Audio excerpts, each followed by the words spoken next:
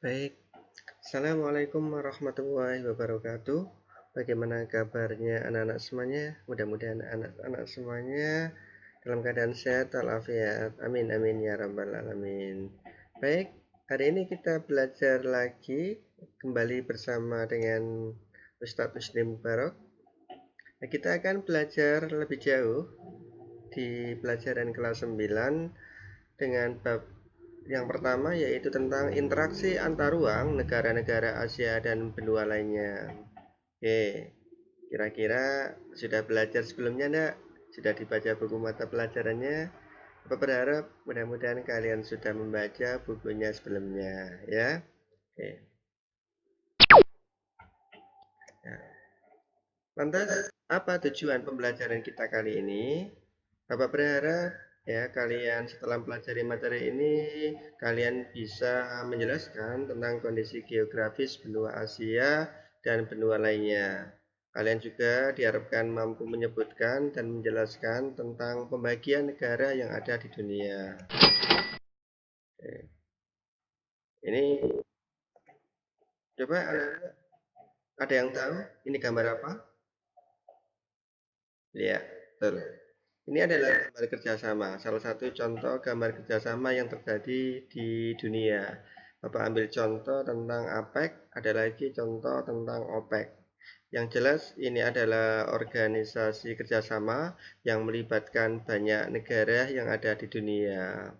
Ya, organisasi ini tentu dilakukan oleh negara-negara yang ada di dunia dengan tujuan-tujuan tertentu, dan ini memberikan efek pengaruh interaksi antar ruang bagi negara-negara yang ada di dunia, terutama negara-negara yang terlibat di dalam organisasi tersebut. Oke. Anda tahu enggak tentang benua? Tahu? Oke. Bapak ambil contoh ya tentang pengertian benua menurut Kamus Besar Bahasa Indonesia. Apa itu? Ya, benua adalah bagian bumi berupa tanah atau daratan yang sangat luas sehingga bagian tengah benua itu tidak mendapat pengaruh langsung dari angin laut. Kira-kira ada berapa benua ya yang ada di dunia? Ada yang tahu? Oke. Ya. Di dunia ada banyak benua. Nih, yang pertama, benua apa yang paling luas? Ada yang tahu? Ya, betul. Yang paling luas adalah benua Asia. Ini yang paling luas, kemudian disusul benua Amerika, kemudian benua Afrika, ya, kemudian benua Antartika, ada lagi kemudian benua Eropa, dan yang paling kecil adalah benua Australia. Ini tentang pembagian benua yang awalnya dulu adalah Pangea. Pangea adalah benua besar sebelum terpecah-pecah menjadi beberapa wilayah, beberapa bagian-bagian. Oke, sekarang kita bicara tentang benua Asia dulu ya. Benua Asia itu seperti apa?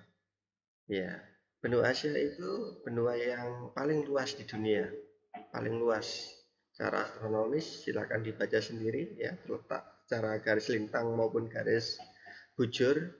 Nah, secara pembagian benua Asia ini dibagi menjadi 5 kawasan. Ada Asia Barat, ada Asia Timur, maaf ya, Asia Timur sebelah sini contoh negaranya Jepang. Ada Asia Barat, contoh misalnya Arab Saudi. Ada Asia wilayah tengah, contoh misalnya Kazakhstan. Kemudian Asia Tenggara, negara kita Indonesia. Ada Asia Selatan, contohnya misalnya India. Ini Asia. Tentu negara Asia ini kalau dilihat secara iklim mayoritas adalah beriklim tropis, kemudian subtropis, ada sebagian itu iklim kontinental, kutub dan kontinental serta gurun. Ini benua Asia.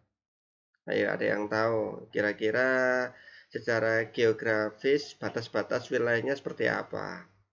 Ada yang tahu? Oke. Sebelah ini ya, sebelah timur berbatasan dengan Samudra Pasifik, kemudian sebelah barat berbatasan dengan pegunungan Ural, pegunungan yang memisahkan antara benua Asia dengan benua Eropa. Selatannya ini dibatasi dengan Samudra Hindia, oke betul ya. Dan paling atas atau di wilayah utara dibatasi oleh apa? Ada yang tahu anak-anak? Iya, dibatasi oleh Samudra Arktik. Ini benua Asia. Oke, langsung saja. Sekarang kita ke benua Amerika. Benua Amerika ini benua yang terluas nomor 2. Kita lihat seperti ini kan, baik sekali, sangat unik.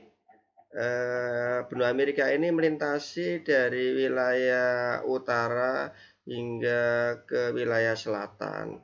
Karena bentuk yang unik, dia dapat sebutan sebagai benua Mediterania karena bentuknya memanjang seperti ini. Cara astronomis silakan anak-anak baca. Cara iklim juga seperti ini ya, silakan dibaca. Yang jelas benua Amerika ini dibagi menjadi 3 kawasan. Ada kawasan utara yang contoh negaranya Amerika Serikat. Kemudian ada Amerika Tengah, Meksiko. Kemudian ada Amerika Selatan yang kita mengenalnya dengan apa ya? Ada yang tahu? Betul ya. Dikenal dengan Amerika Latin. Contoh negaranya ada yang tahu? Iya. Contoh negaranya salah satunya adalah ada Argentina atau Brazil. Ini Amerika. Selanjutnya kita ke benua Eropa. Kita singkat-singkat saja ya. Ini benua Eropa. Benua Eropa ini terkenal dengan benua biru dan banyak sekali negara-negaranya yang sangat maju atau termasuk negara developed country. Cara astronomis bisa dibaca. Cara pembagian wilayah dibagi menjadi 4. Ada Eropa Utara, ya, Eropa Utara, ada Eropa Barat, Timur, kemudian ada Eropa Selatan. Bagaimana dengan iklimnya? Iklim mayoritas adalah iklim subtropis dan iklim kutub, ya, karena letaknya di dekat dengan wilayah kutub utara atau Samudra Arktik. Ini benua Eropa. Oke, selanjutnya kita ke benua Afrika. Ayo, ada yang tahu enggak kira-kira benua Afrika itu seperti apa? Ya, benua Afrika itu dapat sebutan sebagai dengan The Poor Island atau benua miskin. Atau juga lagi Black Island, benua hitam karena dipengaruhi oleh rasnya berasal mayoritas dari ras Negroid. Dibagi menjadi 5 wilayah. Ada Afrika Utara, Afrika Barat, Timur, Tengah, dan Afrika Selatan.